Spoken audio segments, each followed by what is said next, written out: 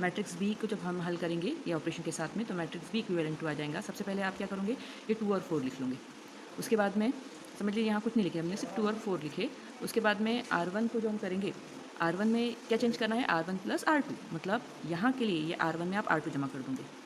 फिर आप जब यहाँ ये जगह खाली है, समझ लीजिए आपको यहाँ पे ऑपरेशन करना है, तो आप क्या करोगे, R1 प्लस R2 मतलब इन दोनों की जमा करना है, वो यहाँ लिखेंगे। फिर उसके बाद में यहाँ से ये 2 4 जैसे कैसे लिखे, इन दोनों की कैलकुलेशन करके यहाँ लिखे, इन दोनों की जमा करके, ये आ गया इसका जवाब। अगला सवाल देखिए, ये मैट्रिक्स ए है और इधर मैट्रिक्स बी दिया हुआ है। देखिए हम इसको हल करने का तरीका बताते हैं आपको। सबसे पहले अगर इसमें ये ऑपरेशन करना है तो जो नया मैट्रिक्स मिलेगा, जवाब में तो आप जब आप सवाल हल करोगे पेपर में, तो आपको सबसे पहले ये मैट्रिक्स लिखना पड़ेगा। हमारे पास ऑलरेडी लिखा हुआ है यहाँ पे, इसलिए हम दोबारा नहीं लिख रहे। अब देखिए जो नया मैट्रिक्स मिलेगा वो है ए इज इक्विवेलेंट टू, ठीक है, इसमें 2C2 लिखा हुआ है, मतलब सिर्फ C2 को 2 से ज़रब करना है, C1 और C3 को कुछ भी नहीं करना है। तो हम पहले सबसे पहले C1 लिख लेते और ये C3 लिख लेते, ठीक है। 2C2 मतलब दूसरे कॉलम को 2 से ज़रब कीजिए। अगर आपने इसको 2 से ज़रब किए तो क्या आएगा, 2 दूनी 4, इसको 2 से किए तो 2 एका 2, आ गया जवाब। वैसे ही अगर आप इसको हल कर रहे और इसी तरीके से अगर हमने इसको हल करे, तो जो नया मैट्रिक्स आएगा, तो देखिए इसमें लिखा है -3R1, मतलब सिर्फ R1 में चेंज करना है। इसमें एरो वगैरह कुछ नहीं दिया हुआ है, सिर्फ इतना दिया हुआ, तो याद रखिए कि चेंज इसमें करना है। R2 में कोई चेंज नहीं करना है, इसलिए हम R2 को सबसे पहले लिख लेते हैं 2 4 5। R1 में चेंज करना है, लेकिन क्या करना है, इसको वज़ा 3 से ज़रब करना है। तो अगर वज़ा 3 से ज़रब किए तो वज़ा 3 की ज़रब 1 से, वज़ा 3 की ज़रब 1 से, वज़ा 3 की ज़रब सॉरी यहाँ से, तो वज़ा 3 की ज़रब पहले यहाँ R1 से होंगी, तो R1 में यहाँ कौन है 1, दूसरी मरतबा यहाँ पर 0, तीसरी मरतबा यहाँ पे 2। आप डायरेक्ट ज़रब कर सकते हैं इसकी, लेकिन वज़ा में था इसलिए हम आपको लिख के बता रहे। आप चाहे तो डायरेक्ट भी जवाब लिख सकते हैं। देखिए क्या आएगा, 2 4 5 -3 इंटू 1 -3, -3 इंटू 0 मीन्स 0, -3 इंटू 6 मतलब -6। ज़रब करते वक्त अलामत एक जैसी थी तो जवाब जमा में आता, लेकिन यहाँ पे अलामत एक जैसी नहीं है। ये आ गया मैट्रिक्स, यानी एक मैट्रिक्स का माकूस। अब एक मैट्रिक्स का माकूस किसे कहते हैं, देखिए इसमें लिखा हुआ है, अगर ए एक मुरब्बा मैट्रिक्स है, यानी ए का मुरब्बा मैट्रिक्स होना ज़रूरी है, और दूसरा मुरब्बा मैट्रिक्स बी का वजूद इस तरह है कि, याद रखिए ए और बी दो मैट्रिक्स होना चाहिए, मुरब्बा मैट्रिक्स, और दोनों का ऑर्डर सेम होना चाहिए। तो अगर ऐसे दो मैट्रिक्स आपके पास मौजूद है और अगर ए की बी से ज़रब की जाए तो वो बराबर आती है बी की ए से ज़रब से, और दोनों की ज़रब आती है आई, मतलब आइडेंटिटी मैट्रिक्स। आइडेंटिटी मैट्रिक्स हमने आपको पढ़ाए थे 11th में, वो कैसा रहता है हम आगे जाकर देखेंगे और एग्जाम्पल सॉल्व करते वक्त। अभी इस वक्त ध्यान दीजिए, अगर दोनों मैट्रिक्स की ज़रब की जाए, पहले मैट्रिक्स को दूसरे से या दूसरे मैट्रिक्स को पहले से, जब आइडेंटिटी मैट्रिक्स आता है, तब मैट्रिक्स बी को मैट्रिक्स ए का माकूस कहते हैं और ए इनवर्स से जाहिर करते हैं, और फिर हम बी को ए इनवर्स से रिप्लेस करेंगे तो ये हमको ऐसा मिलेगा। देखिए इसका मतलब है कि अगर किसी मैट्रिक्स को उसी मैट्रिक्स के माकूस से ज़रब दी जाए तो जवाब आइडेंटिटी मैट्रिक्स आता है। आइडेंटिटी मैट्रिक्स का मतलब क्या होता है, तो वो होता है आइडेंटिटी मैट्रिक्स अगर ऑर्डर 2 का लिया जाए तो वो ये आएगा 1 0 0 1, ठीक है। अगर ऑर्डर 3 का लिया जाए तो सवाल हल करते वक्त कैसा आएगा वो हम आपको बताएंगे। अब आगे देखिए, आगे आपको सवाल दिया हुआ है, ये सवाल आपको पेपर में आ सकता। सवाल दिया हुआ है कि साबित कीजिए कि मैट्रिक्स ए का माकूस मैट्रिक्स बी है। तो जैसे कि हमने अभी पढ़े कि अगर दो एक मैट्रिक्स को उसके माकूस से ज़रब दिया जाए तो जवाब क्या आता है, आइडेंटिटी मैट्रिक्स। तो हम इन दोनों की ज़रब करके देखेंगे, अगर जवाब आइडेंटिटी मैट्रिक्स आ गया तो इसका मतलब ये दोनों एक दूसरे के माकूस है। तो देखिए हम क्या कर रहे हैं, इसमें हल में लिख रहे हैं। सबसे पहले हम मैट्रिक्स ए लिखेंगे, या डायरेक्ट हम मैट्रिक्स ए की ज़रब कर देते हैं बी से, तो ये आ जाएगा मैट्रिक्स ए। पहले लिखेंगे हम 2 3 1 2, उसके बाद में हम मैट्रिक्स ज़रब मैट्रिक्स बी लिख देंगे। मैट्रिक्स बी आ जाएगा 2 -3 -1 2। अब ज़रब करते वक्त जो मैट्रिक्स बनने वाला है वो बड़ा बनने वाला है, इसलिए आप इसको बड़ा बनाइए। अब देखिए इसकी रो लेते ज़रब करते वक्त और इसका कॉलम लेते। याद रखिए जब पहली रो से ज़रब करेंगे तो जवाब की पहली रो तैयार होंगी, जब इसकी ज़रब इससे करेंगे तो आपको यहाँ एक जवाब मिलेगा, रुक मिलेगा, और जब इसकी ज़रब आप इससे करेंगे तो ये मिलेगा। तो देखिए पहली रो का इस्तेमाल हम कर रहे हैं, पहली रो से आपको काम करना है। पहली रो को आपको पहले कॉलम से ज़रब करनी है, तो 2 दूनी 4, 3 ज़रब वज़ा 1 मतलब वज़ा 3। फिर आप इसकी ज़रब इससे करिए, तो 2 तिया 6, लेकिन कौन से 6, वज़ा के 6। फिर 3 दूनी 6, ये 6 कौन से है, जमा के 6। तो देखिए पहली रो को आपने इससे ज़रब किए तो ये आया, पहली रो को आपने इससे ज़रब किए तो ये आया, ठीक है। अब पहली रो का काम खत्म हुआ, अब दूसरी रो इसका इस्तेमाल करेंगे हम ऐसे ही ज़रब करने के लिए। तो देखिए पहले इसका ज़रब इससे होगी, तो 1 दूनी 2, 2 की ज़रब इससे होंगी तो 2 1 का 2, लेकिन वो वज़ा के 2 है। तो देखिए हमने इसकी इससे ज़रब की है तो ये हासिल हुआ। अब इसके बाद में हम इसकी ज़रब इससे करेंगे, तो 1 ज़रब वज़ा 3, 2 दूनी 4 मतलब जमा 4। आगे जाके इसका हल आएगा, ये आने वाला है 4 में से 3 गए तो 1, 2 में से 2 गए तो 0, 6 वज़ा 6 0 और 4 में से 3 गए तो बचा 1। तो आप देख सकते हैं कि यहाँ पर ए बी की ज़रब ये मैट्रिक्स आ गई और इसे ही हमने आपको बताया था यहाँ पर कि ये आइडेंटिटी मैट्रिक्स है। इसका मतलब ये आ गया कि ए ज़रब बी बराबर आई। आगे इसे कभी कभी I2 भी कहते हैं क्योंकि ये ऑर्डर 2 का है, I2 भी कहते हैं। आ गया। इसका मतलब ये हुआ कि क्या आ गया, ए बी की ज़रब आ गई है आइडेंटिटी मैट्रिक्स। इस पर से हम लिख सकते हैं, इसलिए मैट्रिक्स ए का माकूस मैट्रिक्स बी है। ये बात साबित करने का बोला था उसने, साबित हुआ। यहाँ पे ये सवाल हल हो गया। इसके बाद देखिए सवाल है, मुंदरजा झैल में से किन मैट्रिक्स के माकूस मालूम किए जा सकते हैं। तो याद रखिए जिन मैट्रिक्स का डिटर्मिनेंट की कीमत सिफर आती है, सिर्फ उन्हीं मैट्रिक्स के माकूस नहीं मालूम किए जा सकते। सिफर के अलावा अगर डिटर्मिनेंट की कीमत कुछ और आ जाए तो इसका मतलब दिए गए मैट्रिक्स का माकूस मालूम किया जा सकता है। अब हम आपको इसको हल करके बताते हैं। हमको चेक करना है कि इसका माकूस मालूम कर सकते या नहीं कर सकते। तो हम हल में सबसे पहले लिखेंगे दिया गया मैट्रिक्स ए, या डायरेक्ट दिए गए मैट्रिक्स का डिटर्मिनेंट निकालिए, क्योंकि सारी कीमत तो जो है वो डिटर्मिनेंट पर ही मुनस्सिर है। ये आ जाएगा 2 4 1 2। देखिए इसको हल करेंगे तो तीसरी ज़रब होंगी, पहली ज़रब इन दोनों की होती, 2 दूनी 4 वज़ा 4 एका 4।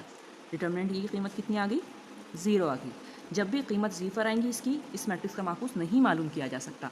तो हम जवाब में लिखेंगे, इसलिए मैट्रिक्स ए का माकूस मौजूद नहीं है। अगला सवाल देखिए, मैट्रिक्स बी आपको दिया गया है, इसमें भी मालूम करना है कि इसका माकूस मौजूद है या नहीं है। तो पिछले जवाब की तरह हम इसमें भी सबसे पहले मैट्रिक्स बी का डिटर्मिनेंट हल करने की कोशिश करेंगे। हम यहाँ लिखेंगे determinant of matrix B is equals to, यहाँ डिटर्मिनेंट बनाएंगे, यहाँ आएगा कॉस थीटा, यहाँ माइनस साइन थीटा, यहाँ पे साइन थीटा और यहाँ आएगा कॉस थीटा। पिछली बार की तरह हम इसको हल करने के लिए आपको तिरछी ज़रब करने की ज़रूरत है। तो इसकी ज़रब इससे होंगी तो आएगा कॉस स्क्वायर थीटा, बीच में माइनस। जब इन दोनों की ज़रब होंगी तो आप देख सकते हैं कि एक माइनस में है एक प्लस में है, मतलब जवाब काय में आएगा माइनस में। एक प्लस में एक माइनस में तो जवाब माइनस में। साइन थीटा यह जाएगा साइन स्क्वायर थीटा। आगे हल करने पे ये आ जाएगा कॉस स्क्वायर थीटा, 2 बार माइनस सामने आ गए तो आए थे प्लस, यह आ जाएगा साइन स्क्वायर थीटा। आप लोगों ने पढ़े थे पहले 10th में कि अगर sine square theta plus cos square theta हो तो जवाब आता है 1। इस ज़ाब्ते की मदद से हम इसका जवाब लिख सकते हैं 1, मतलब डिटर्मिनेंट ए की कीमत 1 है। तो चूंकि डिटर्मिनेंट ए की कीमत सिफर नहीं है, इसलिए मैट्रिक्स बी का माकूस मौजूद है या मालूम किया जा सकता है। अगला टॉपिक देखिए, inverse of square matrix bye adjoint method, यानी मुरब्बई मैट्रिक्स का माकूस मालूम करना मुत्तसिल तरीके से। एडजॉइंट मेथड को हम मुत्तसिल तरीका कहते हैं। इसके अंदर आपको अलग अलग चीज़ें, अलग अलग टाइप के क्वेश्चन पढ़ने को मिलेंगे। सबसे पहले ये देखिए 2 मार्क के लिए पेपर में आया हुआ है कि अगर मैट्रिक्स ए ये दिया हुआ है तब मैट्रिक्स ए के तमाम अरकान के कोफैक्टर मालूम कीजिए। या फिर आपको ये दे सकते हैं, ये सवाल के बाद में हो कि इसका कोफैक्टर मैट्रिक्स मालूम कीजिए। तो अगर आपने कोफैक्टर मैट्रिक्स मालूम करना है तो उससे पहले आपको ये यहाँ तक के सवाल हल करना ही पड़ेगा। इसके बाद की एक स्टेप में आपका ये दूसरा मैट्रिक्स कोफैक्टर मैट्रिक्स आ जाएगा। अब देखिए इसको हल कैसे करते हैं। सबसे पहले हम मैट्रिक्स ए लिखते हैं जो दिया गया है जवाब में। आपको मैट्रिक्स ए दिया हुआ है 1 3 2 4। इसके बाद में हम आपको जैसा बता रहे हैं वैसे लिखिए। यहाँ लिखेंगे आप ए ए ए ए, ये हम पोजीशन के हिसाब से लिख रहे हैं। अब ये कौन सी रो है, पहली रो है, तो यहाँ पे ये कौन सी रो है, दूसरी रो है, हमने रो नंबर डाल दिया। अब कॉलम की बारी है, तो ये पहला कॉलम है, ये दूसरा कॉलम है। अगर आपको समझ में ना आए तो ये वीडियोस को आप 1 से 2 बार देखिए। अब देखिए इतना काम किए बाद आपको रो लिखना है। यहाँ पर आप क्या लिखोगे, अब हम अरकान लिख रहे हैं। अरकान है A11 A12, पहली रो लिखिए, यहाँ से ये नंबर लिखिए। इसकी सेम पोजीशन पे 1 है, इसकी सेम पोजीशन पे 2 है। ये पहली रो लिखी हमने। अब दूसरी रो लिखेंगे, ये आएगा A21 और A22। ठीक है। तो A21 की पोजीशन पे 3 है और A22 के पोजीशन पे 4 है। हमने अरकान लिख लिए, अब इनके माइनर मालूम करेंगे और माइनर के बाद में आप कोफैक्टर मालूम करेंगे, जैसे कि हमने आपको पढ़ा है इससे पहले।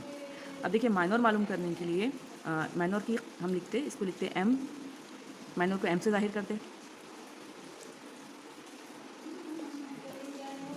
और कोफैक्टर को A से जाहिर करते या C से भी जाहिर कर सकते। ये देखिए कोफैक्टर को A से जाहिर करते, ठीक है। अब देखिए जो ये नंबर लिखे हुए वही नंबर यहाँ डालिए, आएगा 1 1 1 1, ये 1 2 1 2, ये 2 1 2 1 और ये 2 2 2 2 2।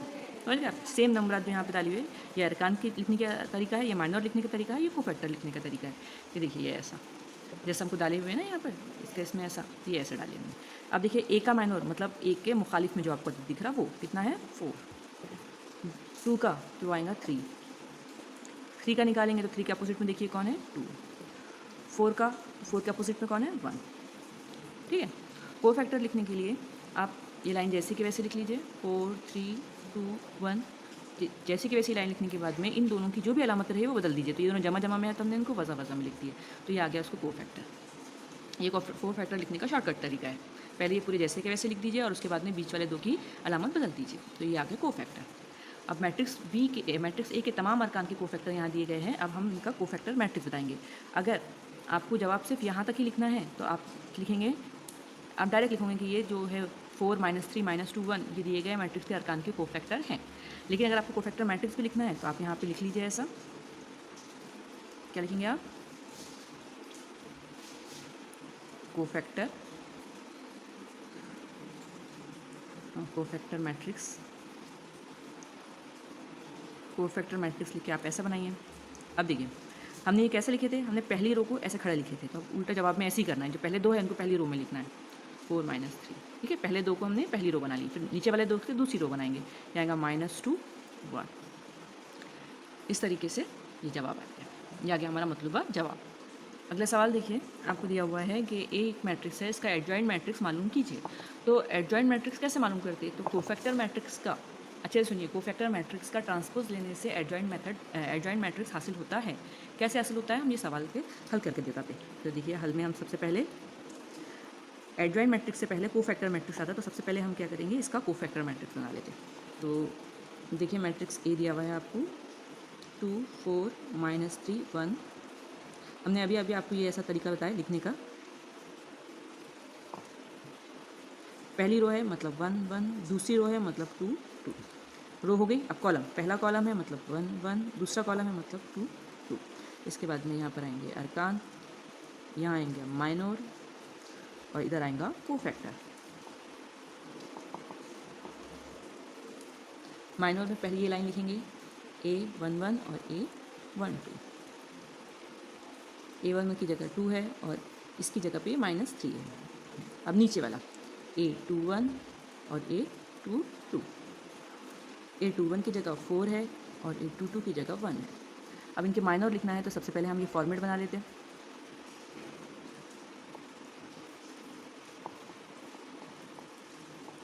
ये नंबर डाल लीजिए 1 1 1 1 1 2 1 2 2 1 2 2 2 2। ये बाद में आप इसको इक्वल टू लिख लीजिए। देखिए इसके अंदर 2 के अपोजिट में कौन है 1, तो यहाँ आएगा 1। -3 के अपोजिट में कितने हैं 4, 4 के अपोजिट में कौन है -3 और ये 1 जो है ये 1 के अपोजिट में कौन है इसके अंदर 2। फिर हमने आपको बताया था कि आप इसको जैसा क्या वैसा लिख लीजिए 4 1 4 -3 2। और ऐसा करने के बाद में बीच के जो दो नंबर आते हैं उनकी अलामत बदल दीजिए। अब ये जमा में है इसको वज़ा कर दीजिए, ये वज़ा है इसको जमा कर दीजिए। यानी जो अलामत उनकी यहाँ पर थी अब उसकी मुखालिफ अलामत यहाँ होना, यहाँ जमा 4 थे तो यहाँ वज़ा 4 होना और यहाँ वज़ा 3 थे तो यहाँ जमा 3 होना। इसको और इसको कोई धक्का नहीं देंगे।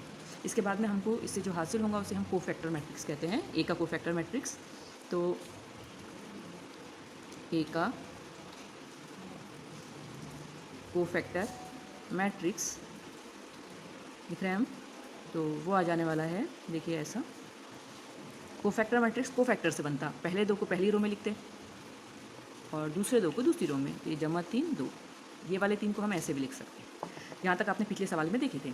अब इससे हमको एडजॉइंट मैट्रिक्स मिलता है तो उसके लिए हमको क्या करना पड़ता, हमको इसका ट्रांसपोज लेना पड़ता है। ट्रांसपोज लेने का मतलब है इसकी रो को कॉलम से बदल देना, मतलब इसकी पहली रो पहले कॉलम में बदलेंगे और दूसरी रो दूसरे कॉलम में। तो देखिए ये ए का हमने क्या लिए, ये जो मैट्रिक्स है, ये जो ए मैट्रिक्स है इसका हमने क्या लिए, ट्रांसपोज।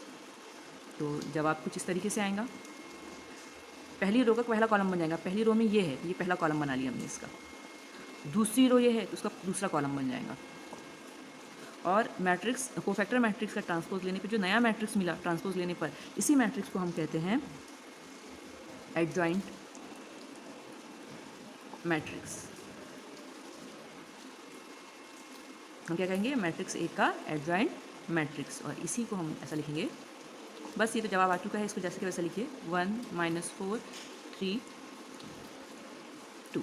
देखिए ट्रांसपोज लेने पे जो मैट्रिक्स आया इसी का नाम ये है ए का एडजॉइंट मैट्रिक्स या एडजॉइंट ए। ठीक है, इस तरीके से ये सवाल हल हुआ पेपर। इसके बाद ये देखिए सवाल है, अगर मैट्रिक्स ए दिया हुआ है तब ए इनवर्स मुत्तसिल तरीके का इस्तेमाल करके मालूम कीजिए। मुत्तसिल तरीका मतलब अभी आपने देखे कोफैक्टर मैट्रिक्स एडजॉइंट मैट्रिक्स जो है उसको जो तरीका है उसका तरीके को कहते हैं मुत्तसिल तरीके का। तो उसका इस्तेमाल करके आपको इसका माकूस मालूम करना है। तो माकूस मालूम करने का डायरेक्ट ज़ाब्ता है A inverse is equals to 1 upon determinant A into adjoint A. Adjoint A वो मैट्रिक्स जो आपने अभी मालूम की इससे पहले वाले सवाल में। तो आपको वो मैट्रिक्स मालूम करना है और उसके साथ ही आपको डिटर्मिनेंट ए की कीमत मालूम करके इस ज़ाब्ते में डालनी है, तो आपको जवाब मिल जाएगा ए इनवर्स। तो देखिए हम सवाल को हल करते वक्त याद रखिए कि यहाँ पर हम आपको एक शॉर्टकट बताने वाले हैं। अगर सवाल में सिर्फ एडजॉइंट या कोफैक्टर मैट्रिक्स मालूम करना है या दिए गए मैट्रिक्स के अरकान की कोफैक्टर मालूम करना है तो पुराना तरीका इस्तेमाल करेंगे इसमें, क्योंकि 2 से 3 मार्क के लिए 3 मार्क के लिए क्वेश्चन आ सकता है, 2 से 3 मार्क के लिए। तो हम आपको इसका शॉर्टकट तरीका बताने वाले हैं। तो उसके लिए सबसे पहले आप डिटर्मिनेंट ए की कीमत मालूम कीजिए। तो हम लिखेंगे यहाँ पर मैट्रिक्स ए है, सबसे पहले मैट्रिक्स ए लिख लीजिए, यह है 2 4 - 2 3। इसका डिटर्मिनेंट की कीमत मालूम कीजिए। और सॉरी हमने ये ऐसे नहीं आएंगी, डिटर्मिनेंट ऐसे आता, ये ऐसे नहीं लिखते आप, इसको ऐसा मत लिखिए, ये गलत हो गया। यहाँ आएगा 2 4 - 2 3। अब देखिए इसको हल करेंगे हम, तो हल करने पे पहले ज़रब इनकी होंगी दोनों की, तो कितना आएगा 3 दूनी 6, बीच में वज़ा। अब इन दोनों की ज़रब होंगी तो आएगा 4 दूनी 8, लेकिन कौन से 8, वज़ा के 8। इसको आगे हल करेंगे तो ये आएगा 6 वज़ा वज़ा जमा 6, ये हो जाएंगे 8। 6 और 8 कितने होते, 14। इसका मतलब डिटर्मिनेंट ए की कीमत कितनी आ गई, 14। मसावत नंबर 1। अब किसी मैट्रिक्स का एडजॉइंट मालूम करने का एक डायरेक्ट तरीका है। तो देखिए हम बताते हैं आपको एडजॉइंट ए लिखने का डायरेक्ट तरीका क्या है। ये आपको 2 मार्क के क्वेश्चन जो आप एमसीक्यू में आते हैं उसको हल करने के लिए बहुत कम में आता। अगर आपको ए का मैट्रिक्स ए से डायरेक्ट एडजॉइंट मैट्रिक्स ए लिखना है तो याद रखिए कि ये पोजीशन जो है, पहली पोजीशन ये वाली, इससे हम ज़रब करते हो, हम जिससे पहले ज़रब करते हैं 3 और 2 की, तो इन दोनों की जगह बदल जाती, मतलब 3 2 की जगह चल जाते और 2 3 की जगह। तो देखिए इन दोनों ने अपनी जगह बदल ली है, ये तो हो गया एक। दूसरी ये जो पोजीशन है, ये वाली ऐसी वाली जहाँ वज़ा 2 और 4 है, इस पोजीशन की अलामत बदल जाती। तो यहाँ पे जमा 2 है, वज़ा 2 है, वहाँ जमा 2 आ जाएंगे, और जहाँ जमा 4 है उसकी जगह आप वज़ा 4 लिखना पड़ेगा। एक बार फिर से सुनिए, ए से डायरेक्ट एडजॉइंट ए कैसा लिखते हैं, ये पोजीशन वालों की जगह बदलती, यानी 2 3 की जगह और 3 2 की जगह आ जाएगा। देखिए हमने 3 2 की जगह और 2 3 की जगह लिखी। और ये जो पोजीशन है ये वाली वज़ा 2 और 4 वाली, इनकी अलामत बदलती, ये अपनी अपनी जगह ही रहती है, ये हलते नहीं, सिर्फ अलामत बदलती। तो ये वज़ा 2 से यहाँ पर जमा 2 हो गया, या जमा 4 से वज़ा 4। तो देखिए ये होगी मसावत नंबर 2। अब हम मैट्रिक्स ए का माकूस मालूम करने का ज़ाब्ता लिखेंगे और मसावत नंबर 1 और मसावत नंबर 2 से कीमत उस पर लिखेंगे। तो देखिए A inverse is equals to 1 upon determinant A into adjoint A. याद रखिए ये स्मॉल ए, एडजॉइंट में स्मॉल ए से लिखते हैं। अब ये कीमत आप इस पर रखिए, तो ये आ जाएगा A inverse is equals to 1 upon determinant A की कीमत कितनी है, 14, और एडजॉइंट ए क्या है, एक मैट्रिक्स है जिसको आप यहाँ पे ऐसा लिख सकते हो, ये आ गया 3 - 4 और यहाँ 2 2, तो यहाँ पे आएगा 2 2। हाँ, ये मतलूबा माखूस मैट्रिक्स है। ये क्वेश्चन 3 मार्क के लिए पेपर में आया हुआ है।